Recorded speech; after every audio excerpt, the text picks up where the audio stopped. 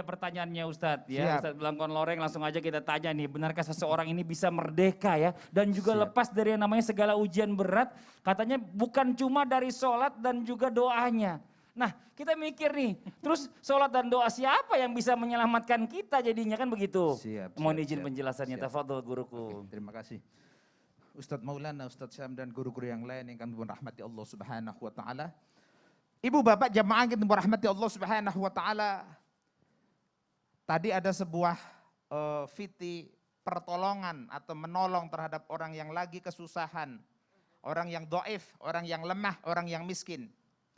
Bagaimana seseorang yang ketika di dalam kehidupan ini tertolong dan ditolong oleh kelompok umat, kelompok manusia yang dhaif.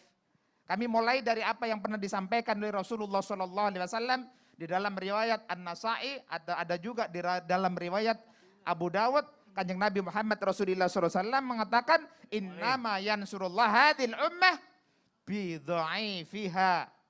Sesungguhnya Allah Subhanahu wa taala menolong terhadap umat itu melalui umat-umat yang miskin, yang dhaif, yang lemah. Dengan cara apa? Dengan cara bidakwatihim, dengan cara doa-doa mereka, wa sholatihim, dan sholat-sholat mereka, wa ikhlasihim, dan ikhlasnya mereka. Ibu bapak jamaah yang dirahmati Allah Subhanahu wa taala. Bagaimana bisa kita tertolong dan ditolong orang yang dhaif, orang yang lemah?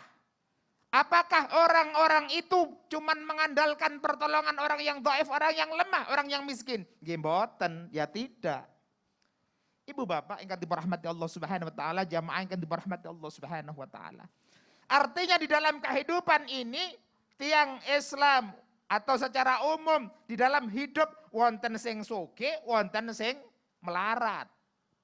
Ada yang kaya, ada yang miskin, yang susah.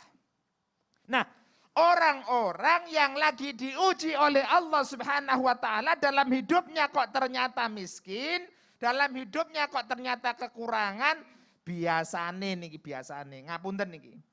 Orang yang di situ hidupnya kekurangan, nek ibadah langkung ikhlas dibanding wong sing sugih. Biasane ngoten. Biasanya orang yang lagi kesusahan itu ibadahnya betul-betul DP di mata Gusti Allah. Cara berdoa itu luar biasa, ya Allah. Lebih khusyuk, lebih DP. Tapi nek wong sugih, krono wis sugih ndonga ya sak karepe dhewe, penak-penakan.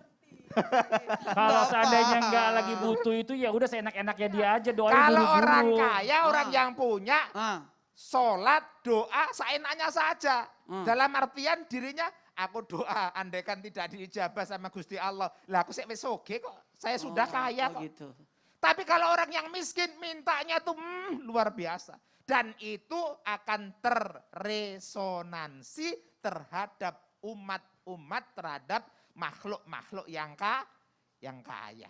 Mula niku kita lan panjenengan sami kan sering jaluk donga nangane wong sing kurang mampu, kurang beruntung. Minta didoakan, kenapa? Karena dia lebih ikhlas doanya, lebih makbul doanya dibandingkan orang yang kaya. Bisa. Tapi ini kita tidak bisa membantah apa yang disampaikan oleh Rasulullah SAW. Bahkan kata Rasulullah SAW, wa tarzuquhum wa yansuruhum. Kamu akan diberikan rizki, kamu akan ditolong bidu'afaikum, karena orang-orang du'afa dari kalian. Rawahu Abu Dawud. Ibu bapak jamaah yang dirahmati Allah Subhanahu wa taala. Pramila saking menika kita lan panjenengan sami, kita semuanya ini andaikan diberikan kecukupan, diberikan rizki oleh Allah Subhanahu wa taala, keluasan rizki oleh Allah Subhanahu wa taala, ojo sombong. Jangan sombong. Karena apa? Di atas langit masih ada langit dan di bawah langit ada bumi. Apa maknanya? Ketika kita menjadi orang yang kaya, maka kita harus mampu dan mau tolong menolong. Kita harus mau mengulurkan tangan. Bahkan kata Rasulullah SAW, yadul ulya khairun min yadus sufla. Orang yang memberi lebih bagus daripada orang yang meminta. Jamaah. Jamaah. Ibu bapak jamaah yang dirahmati Allah Subhanahu wa taala. atas kesombongan ini harus kita jauhkan.